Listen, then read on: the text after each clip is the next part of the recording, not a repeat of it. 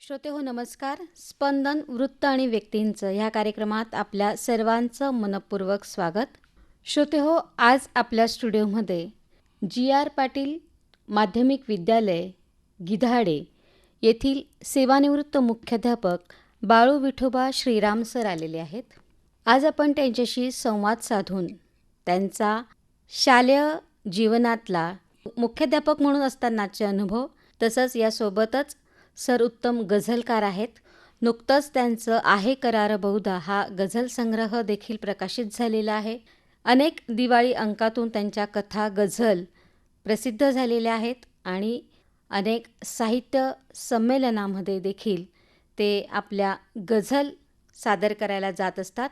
काव्य मैफिली, गझल मैफिलींमध्ये त्यांचा सहभाग असतो. चला तर त्यांच्याशी संवाद साधून जाणून घेऊया त्यांचा जीवन प्रवास आणि गझल प्रवास देखील. सर नमस्कार, स्वागत आहे आपल्या स्टुडिओमध्ये. नमस्कार मॅडम. सर, आपण जी.आर. पाटील माध्यमिक विद्यालय गिधाडे येथे अनेक वर्ष सेवा बजावलीत आणि गेली 5 वर्ष झाली आपण सेवानिवृत्त झाला आहात. सेवानिवृत्त झाल्यावर देखील आपण शाळेमध्ये बराच काळ घालवल्यामुळे आपल्याला ते अनुभव गाठीशी आहेत. एक शिक्षक म्हणून, एक मुख्याध्यापक म्हणून पण जी सेवा दिली त्याचा अनुभव काय सांगतो सर? मॅडम, असं आहे की शिक्षक मी होईल असं मला कधी वाटलं नव्हतं. पण परिस्थिती अशी होती, मी शिरपूरचा आहे मूळचा. शिरपूर हे माझ्या मामांचं गाव आहे.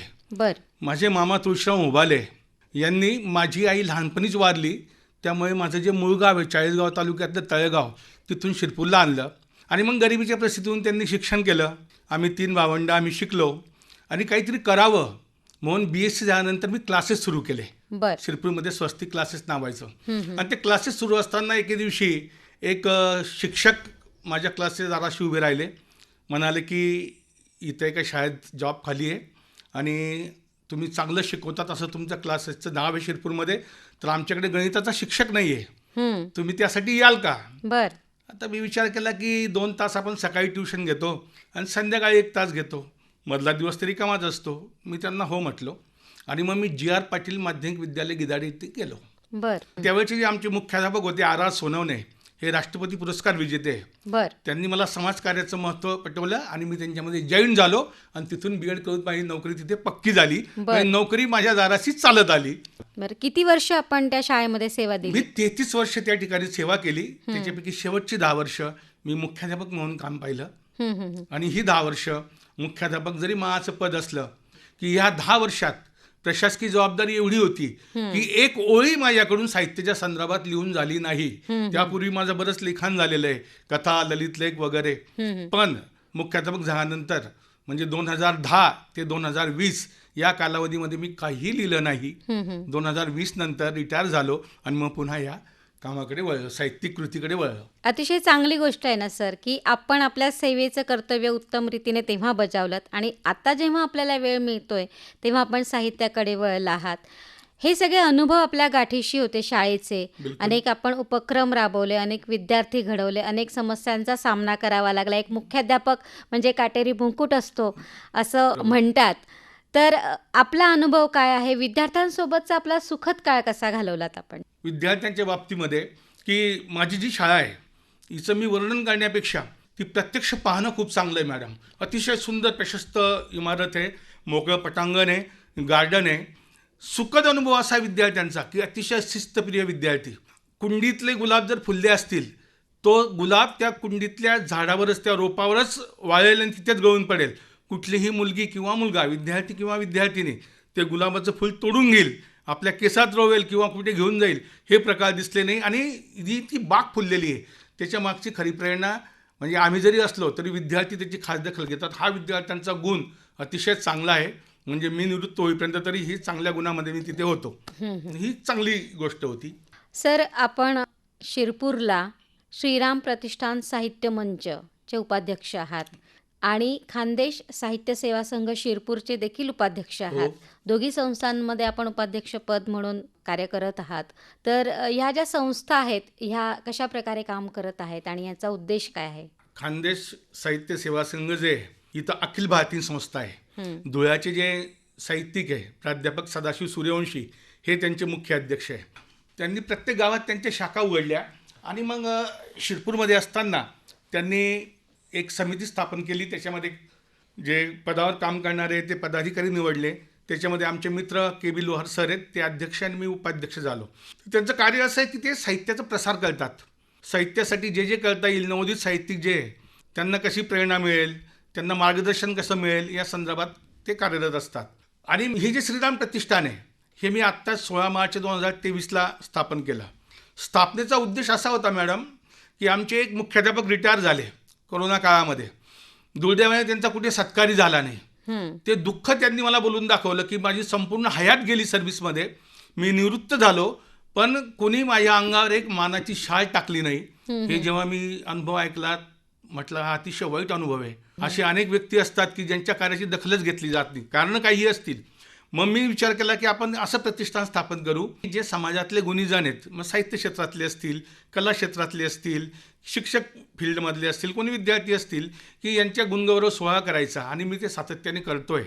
म्हणजे तुमच्या जळगाव जिल्ह्यामध्येही चाळीसगाव तालुक्यात जे तळेगाव आहे, जे माझं जन्मगाव आहे, तिथल्या विद्यार्थ्यांना पहिले 3 येणारे विद्यार्थी त्यांना मी स्वतः शाळेत जातो, कार्यक्रम केला जातो आणि सन्मान चिन्ह वगैरे त्यांना श्रीराम प्रतिष्ठानच्या माध्यमातून प्रदान केलं जातं.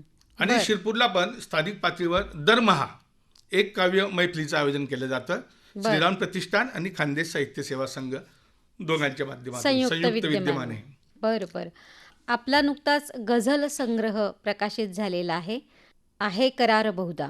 आहे करार बहुधा याबद्दल काय सांगाल? माझ्या नावावर एखादा गझल संग्रह येईल असं तर मला स्वप्नातही वाटलं नव्हतं. कथासंग्रह येऊ शकतो, ललित संग्रह येऊ शकतो, किंबहुना तेच अगोदर यायला हवे होते. कारण की एखादा ललित लेखांचा संग्रह होईल, एखाद्या कथांचा संग्रह होईल, इतकं लिखाण माझं प्रसिद्ध झालेलं आहे. पण तसं नसताना मला एकदम गझलेने भुरळ पाडली. डॉक्टर श्रीकृष्ण राऊत हे त्यांचा एक शेर आहे गझलेतला. ते म्हणतात की छातीस लाव माती, छातीस लाव माती, शब्दात बांध हत्ती, डरफोक माणसाला गझलेत स्थान नाही. हे गझल पाहिली पाहिजे. मग गझलेचं मला सुरेश भटांपासून बुळ पडली होती. सुरेश भटांनी त्यांच्या एका शेरमध्ये लिहिलेलं आहे, मी रंग पाहिला या मृदाड मैफिलीचा, कोणत्याच काळजाचा ठोका जिवंत नाही. हे सगळे गझलेचे शेर गेल्यानंतर मला वाटलं की आपल्याला गझलेत काही कळता येईल का. पण गझल आणि कविता याच्यातला फरक मलाच माहीत नव्हता. सुरुवातीला मी कविता लिहायला लागलो. माझे काही मित्र त्या कवितांना गझल म्हणायचे, पण एकाने सांगितलं की ही कविता आहे, गझल नाही आहे. आणि ते माझ्यापर्यंत आले, ही कविता आहे की गझल आहे. आता मलाच जर माहित नाही गझल काय भानगड आहे. मग मी गझल शिकलो. आमचे जे गुरु अजय बिरारी नाशिकचे गझलकार, त्यांच्याकडून मी प्रॉपर गझल शिकलो. आणि मग मला लक्षात आलं की कविता आणि गझल याच्यामध्ये फार मोठी तफावत आहे. गझल ही वृत्तबद्ध रचना असते, जरी तिला कविता म्हणतात तरी पण त्याच्यामध्ये काफी आहे, रदीफ आहे, या सगळ्या गोष्टी सांभाळाव्या लागतात. शेर आहे, मतला आहे, या सगळ्या गोष्टी सांभाळाव्या लागतात. कवितेत तसं नाही आहे. कवितेत तुम्ही सुरू करा, तुमचं ते शब्द इकडे तिकडे गेले झाले तरी चालतील. मुक्त छंदातही कविता लिहिता येते. हो. आणि मग जसं सुरेश भट, इलाही जमादार सारख्या गझलेतले काही शेर आहे, त्या शेराच्या म्हणजे चांगले चांगले शेर आले. आता उदाहरणार्थ एक दुसरा विश गोसावीचं एक शेर मी तुम्हाला सांगतो. येते कशी गझल हे सारे सवाल त्यांचे, येते कशी गझल हे सारे सवाल त्यांचे, आतून गझल येते काळीज फाटल्यावर. म्हणजे जेव्हाही काळजातले असतं सगळं ते बाहेर आलं की ती गझल येते. आणि मग मी गझलेकडे वळलो, गझल शिकलो आणि अतिशय उत्साहाच्या भरामध्ये मी गझल लिहायला सुरुवात केली. 100 गझल लिहिल्या, 100 गझल लिहिल्या. आणि 100 गझल लिहिल्यानंतर मला असं वाटलं की मी ते मीडियाला टाकायला लागलो, लोकांना आवडायला लागल्या. आणि मग लोकांच्याच प्रतिक्रिया यायला लागल्या की तुम्ही संग्रह काढा. आणि याच्यातून मग तो हाय करार बहुधा. किती गझलांचा याच्यात समावेश आहे? 86 गझलांचा समावेश आहे एकूण. एखादी सुंदर गझल आमच्यासाठी होऊन जाऊ द्या सर. बिलकुल होऊ शकते. एक गझल आहे, ही गझल पुण्याचे सुहास सांबरे जे गायक आहे यांनी गायलेली आहे. ती तशी बऱ्यापैकी गाजलेली आहे. गझलाचा मतला असा आहे, थोडा खुलतो जरा लाजतो तू हसल्यावर, थोडा खुलतो जरा लाजतो तू हसल्यावर, नात्यांची मी वीण बांधतो तू हसल्यावर, रस्त्यावरचे काटे सारे मीच जाणतो, रस्त्यावरचे काटे सारे मीच जाणतो, त्या काट्यांना फुले मानतो तू हसल्यावर, मरण सापळे जागोजागी परवा नाही, मरण सापळे जागोजागी परवा नाही, मरणालाही सहज टाळतो तू हसल्यावर. वा. जमले नाही कधी नाचणे मज तालावर, जमले नाही कधी नाचणे मज तालावर, तालावरती तुझ्या नाचतो तू हसल्यावर. वा वा. आणि मॅडम याच्यातला एक शेवटचा शेर आहे. हम्म, या शेर अतिशय उच्च पातळीवरचा शेर आहे. हम्म, याच्यामध्ये अर्थात ही जी गझल आहे ही मी सुरुवातीला सांगितलं की मी माझ्या पत्नीसाठी लिहिली. कारण की ही गझल आल्यानंतर आणि माझ्या पत्नीच मला विचारलं कोणासाठी लिहिलेलं आहे, कोण असलं. म्हटलं तूच. तर हा जो शेर आहे पत्नीला किती उच्च दर्जा दिलेला आहे हा. तो हा शेर आहे. पहा, बर. जगणे माझे ह्या ही लोकी देवासाठी, हम्म, जगणे माझे ह्या ही लोकी देवासाठी, तुझ्यातही मी देव पाहतो तू असल्यावर, वा. तुझ्यातही मी देव पाहतो तू असल्यावर, नात्यांची मी विण बांधतो तू हसल्यावर. क्या बात आहे. खूप सुंदर अशी गझल आपण आमच्यासाठी सादर केली आहे. याच गझल संग्रहाला साहित्य मंडळ ठाणे यांचा पुरस्कार देखील जाहीर झालेला आहे. हो मॅडम. तसंच आपल्या कथांना देखील पुरस्कार मिळालेले आहेत आणि आपण अनेक काव्य मैफिली, गझल मैफिलीमध्ये देखील सहभागी असता. काय अनुभव असतो सर? अतिशय चांगला अनुभव येतो मॅडम. गझल मैफिलींचा असं आहे की आमचे गझल मंथनचे काही गझलकार आहेत, ज्याच्यात डॉक्टर शिवाजी काळे वगैरे सारखे गझलकार आहेत, ज्यांचं मार्गदर्शन आम्हाला लाभतं. आणि त्यामुळे असं मार्गदर्शन मिळत असल्याकारणाने आपल्या चुका त्यातून दुरुस्त होतात. आपल्याला एक अनुभव येतो की आपल्यापेक्षा जे श्रेष्ठ गझलकार आहे त्यांची गझल सादर करण्याची पद्धत कशी आहे, आपण कशा पद्धतीने गझल सादर केली पाहिजे. गझलमध्ये मी जे बोललो आता गझल ते सहजपणे बोललो. काही गाऊन बोलतात, त्याचे प्रकारच आहे गझलेचे. हो. तर एकदा का गझल गायनाला सुरुवात केली की मग ते माणूस तल्लीन होतो, मैफिल रंगत जाते. मैफिल रंगत जाते आणि मग वेळेचं भान राहत नाही. आमचे मित्र संजय गोरडे नाशिकचे, ते पण जेव्हा तरन्नुममध्ये गझल गातात तर अतिशय सुंदर पद्धतीने मैफिल रंगत जाते. तर हे चांगले अनुभव आहे. गाठीसी आहे, वेळ जातो. मुख्य म्हणजे अनेक लोकांना निवृत्तीनंतर असा प्रश्न पडतो की काय करावं. हो. आणि मी असं सांगतो माझ्या मित्रांना की मला वेळच मिळत नाही. हम्म. तर हा एक फरक असतो. आपण जर असे छंद जोपासले तर हा एक चांगला अनुभव आहे गझलेच्या मैफिलीच्या संदर्भातला. बरं सर, आपण अनेक आयुष्यामध्ये अनेक टप्पे बघितले आहेत, अनेक लोक आपल्याला भेटत जातात. आयुष्यातली अशी एखादी सुंदरशी आठवण आपल्या मनामध्ये आहे की जी आपण आम्हाला सांगू शकाल? आठवणी तर फार आहेत. हम्म, आयुष्य जगताना मला एक आठवण माझ्या कुटुंबातली सांगावी लागेल, घरातली सांगावी लागेल. मॅडम काय झालं की कसं असतं, सगळ्यांचं एक कुटुंब असतं, म्हणजे आई वडील. माझी आई लहानपणीच वारली, म्हणजे मला आईचा चेहराही आठवत नाही. मग आमचे मामा आणि आत्या यांनी आम्हाला शिरपूरला आणलं. हो. त्यांनी आमचा सांभाळ केला भावंडाचा.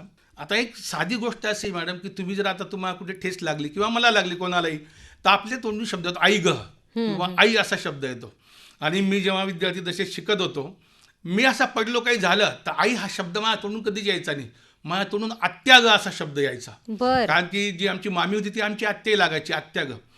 हे अनेकांनी ऑब्झर्व केल्यावर मला एकदा माझ्या मित्रांनी विचारलं, अरे हे कसं काय तू आत्या ग का बरं बोलतो. तर त्यावेळेस मला फार म्हणजे खूप विचार केला मी, अरे हो सगळे आई ग बोलतात, आपण आत्या ग बोलतो. आणि त्यावेळेस मला लक्षात आलं की ही जी बाई आहे आत्या म्हणवणारी ती आईच्या जागेवर आहे. आणि एवढा मोठ्या तत्वाने तो एक मला चांगला अनुभव आहे की कोणी शिकवलं नाही मला, की आपोआपच ते इथून आलं. हा एक जगण्यातला चांगला अनुभव आहे. जे अनेक अनुभव घेतले त्यापैकी हा एक अनुभव आहे. बाकी ते चांगली माणसं भेटतच राहतात. ते अनुभव येतच राहतात. अत्यंत प्रतिकूल परिस्थितीमधून आपला सगळा जो प्रवास आहे आयुष्याचा तो पुढे गेला, अनेक लोक भेटत गेली, तरी आपल्या आयुष्यात आपण आदर्शवत असं कोणाला मानता? आदर्शवत जर मानायचं असेल तर पुन्हा एकदा मला कुटुंबाकडे वळावं लागेल. याचं कारण असं आहे मॅडम की हा अनुभव सांगणं अत्यंत गरजेचं आहे. माझे जे मामा होते त्यांनी जेव्हा आम्हाला आणलं, माझे मामा म्हणजे मला 4 मामा होते, पण एका मामाने, आणि ती जी मामी होती ती आमची आत्याही लागायची, त्यांनी आम्हाला तिन्ही भावंडांची जबाबदारी घेतली. तर त्यावेळेस त्यांना काय सांगायचे त्यांचे सगळे सोयरे की जोपर्यंत तुम्हाला मूलबाळ नाही आहे तोपर्यंत हे तुम्हाला बाच्यांचं कौतुक आहे. ज्या दिवशी तुम्हाला मूल होईल त्या दिवशी हे बाचे अडगळत पडतील, तर मग पुढचं यांचं भविष्य काय. हे असं बोलल्यानंतर माझ्या मामांनी, आम्ही त्यांना अण्णा म्हणायचो, अण्णांनी संपूर्ण आयुष्यामध्ये मुलंच होणार नाही याची दक्षता घेतली. हा प्रचंड त्याग आहे. याच्यापेक्षा वेगळा मोठा आदर्श राहू शकत नाही. आदर्शवत व्यक्ती अनेक भेटतात. खरंय. आणि मॅडम संपूर्ण आयुष्यामध्ये आम्हाला काहीही कमी पडणार नाही त्यांनी काळजी घेतली. आमचं आयुष्य उभं राहताना पाहिलं. समाधानाने आज आमचे अण्णा पण नाहीत, मामाही नाहीत, आमची मामी आत्या पण नाही, पण त्यांनी पाहिलं. त्यांना ही खात्री झाली की आपण ह्या मुलांना जे सांभाळलं वाच्यांना, त्यांनी त्याचं सार्थक केलं. आमचे वडील बंधूही एक चांगल्या ठिकाणी शिरपूरला, लहान बंधू पण चांगले आहे, माझंही व्यवस्थित आहे. माझा एक मुलगा न्यायाधीश आहे, क्लास 1 पोस्टला आहे, तिन्ही मुलं चांगल्या पोस्टला आहे. याच्यापेक्षा अजून वेगळं काय असू शकतं? तर माझ्यासमोर जर आदर्श कोणी म्हटलं तर मला माझे मामाच आठवतात, आमचे अण्णाच आठवतात. सर, आपलं व्यक्तिमत्व जे आहे मनमिळावू. आपण शिक्षकी पेशामध्ये होतात, आपण उत्तम साहित्यिक, कवी, गझलकार देखील आहात. ह्या ज्या 2 प्रतिष्ठानमध्ये आहे, श्रीराम प्रतिष्ठानाच्या मार्फतही आपण चांगलं कार्य करत आहात. आपल्याला भविष्यात अजून काही आपले मानस असतील तर ते कोणते आहेत? मी जेव्हा विचार करतो की आपण मदत केली पाहिजे कोणाला तरी कुठल्याही परिस्थितीत, तर मदत करायची म्हटले तर याच्या इतके प्रचंड आहेत की आपण म्हणतो की भुकेल्यांना अन्न दिलं पाहिजे. भुकल्याची संख्या एवढी प्रचंड आहे की 2 लोकांना अन्न देऊन तुमचा प्रश्न सुटत नाही, आणि 20-25 लोकांना किंवा 10 लोकांना तुम्ही रोज अन्न पुरवणार एवढी तुमची क्षमता नाही. समाजाकडे हात पसरणं व्यक्तिशः मला आवडत नाही. माझे मानसता असे की ज्यांना शक्य आहे शैक्षणिक क्षेत्रामध्ये जी मदत करता येईल गरजू विद्यार्थ्यांना, जसे एक मामा नावाचे गृहस्थ आले ज्यांनी आमचं आयुष्य उभं केलं, तसं शैक्षणिक क्षेत्रामध्ये ज्यांना खरोखर गरज आहे त्यांना मदतीचा हात द्यावा. मी जे काही कमवतो त्यातून जे काही वाचतं त्यातला काही भाग त्यांना द्यावा. मी कोणाकडूनही मदत मागत नाही, श्रीराम प्रतिष्ठानसाठी सुद्धा मागत नाही. श्रीराम प्रतिष्ठानच्या आयोजनातून मी साहित्यिक ज्या चळवळी केल्या सगळा खर्च मी माझ्या खिशातून केला. मी असा विचार करतो की ठीक आहे, पेन्शन मला मिळतं, मुलं चांगले आहेत, ते आपलं सगळं करतात, मग आपला खर्च वाजा जातो, जो पैसा उरतो तो खर्च करायला हरकत नाही. तर एक चांगलं गझल संमेलनाचं आयोजन करायचा विचार आहे. गरजूचे विद्यार्थी, तसं माझ्या तळेगावला मी विद्यार्थ्यांना सुरुवात केलेली आहे. 3 विद्यार्थ्यांना का असे ना त्यांचा सन्मान करायचं दरवर्षी करतो. मागच्या वर्षापासून सुरुवात झाली. आणि इथलेही स्थानिक जे गरजू विद्यार्थी त्यांना जी मदत करता येणं शक्य आहे, फार शक्य नाही, म्हणजे त्यांच्या गरजा खूप मोठ्या आहे आणि आपली झोळी फाटकी आहे, त्यामुळे फार काही ते शक्य होत नाही. पण जेवढं शक्य आहे आपल्याकडून तेवढं करायचं. त्याची त्यावेळची जरी गरज भागली कुठल्याही गरजूची, त्याला खूप समाधान होतं. भविष्याचं माहीत नाही, पण त्यावेळची जरी गरज भागली, भूक लागली, त्याला अन्न मिळालं, त्यावेळेस ते पुरेसं आहे. उद्याची चिंता तर आहेच त्याला, पण आजचा प्रश्न त्याचा मिटला. तर जेवढं शक्य आहे तेवढं करण्याचा श्रीराम प्रतिष्ठानच्या माध्यमातून माझा प्रयत्न राहील, माझ्या व्यक्तिगत माध्यमातून प्रयत्न राहील. वा सर, जाता जाता एखादी सुंदरशी गझल आमच्या श्रोत्यांसाठी सादर करा. एक हलकी फुलकी गझल घेतो. कहर नावाची गझल आहे. बहुधा असावा हा वयाचा असर वगैरे, बहुधा असावा हा वयाचा असर वगैरे, नशिले तिचे डोळे गुलाबी अधर वगैरे. कोणास मी सांगू पिणारा नव्हे तसा मी, कोणास मी सांगू पिणारा नव्हे तसा मी, पण ते तिचे डोळे शराबी नजर वगैरे. सोबत सिनेमाला नको बोलते सदा ती, सोबत सिनेमाला नको बोलते सदा ती, माझ्याच बचतीची असावी कदर वगैरे. आला तिला आता बघा राग हा कशाचा, आला तिला आता बघा राग हा कशाचा, प्रेमच असावे हे नवा हा बहर वगैरे. आलीच नाही ती दिला आणि जर नकारच, आलीच नाही ती दिला आणि जर नकारच, मी प्रेमभंगावर लिहावे सदर वगैरे. आणि शेवटचा शेर याच्यातला. आली बघा ती अनु गळा भेट घेतली ना, आली बघा ती अन गळा भेट घेतली ना, मी काय वर्णावा कसा तो कहर वगैरे, बहुधा असावा हा वयाचा असर वगैरे. वा वा, खूप सुंदर. या हलक्या फुलक्या नोटवरच आपण मुलाखत इथे थांबवूया. आपल्या सगळ्या भविष्यातील माणसांना सदिच्छा चिंतिते. आपल्या हातून असंच दिवसागणिक समाजकार्य देखील व्हावं ह्याही सदिच्छा चिंतिते. आपल्या सगळ्या लेखन कार्याला, आपल्या लेखणीला असाच बहर येऊ आणि अतिशय उत्तमोत्तम गझल आमच्या समोर येऊ आणि पुढचाही गझल संग्रह आमच्या लवकरच हातात पडो, अशा देखील सदिच्छा व्यक्त करते. आपल्या उर्वरित आयुष्याला निरोगी निरामयतेसाठी सुद्धा सदिच्छा. आज आपण इथे आलात त्यासाठी आभार, धन्यवाद. धन्यवाद मॅडम. आपण माझ्यासारख्या नवोदित गझलकारला या ठिकाणी बोलवलं, मी आपलाही मनापासून आभार व्यक्त करतो. धन्यवाद. श्रोते हो, आत्ताच आपण शिरपूर येथील सेवानिवृत्त मुख्याध्यापक आणि गझलकार बाळू विठोबा श्रीराम यांची वैदेही नाखरे यांनी घेतलेली मुलाखत ऐकलीत. स्पंदन वृत्त आणि व्यक्तींचं ह्या कार्यक्रमाचे सादरकर्ते होते विजय भुयार. श्रोते हो, आत्ता इथेच थांबूया, पुन्हा भेटूया. तोपर्यंत श्रोते हो, नमस्कार.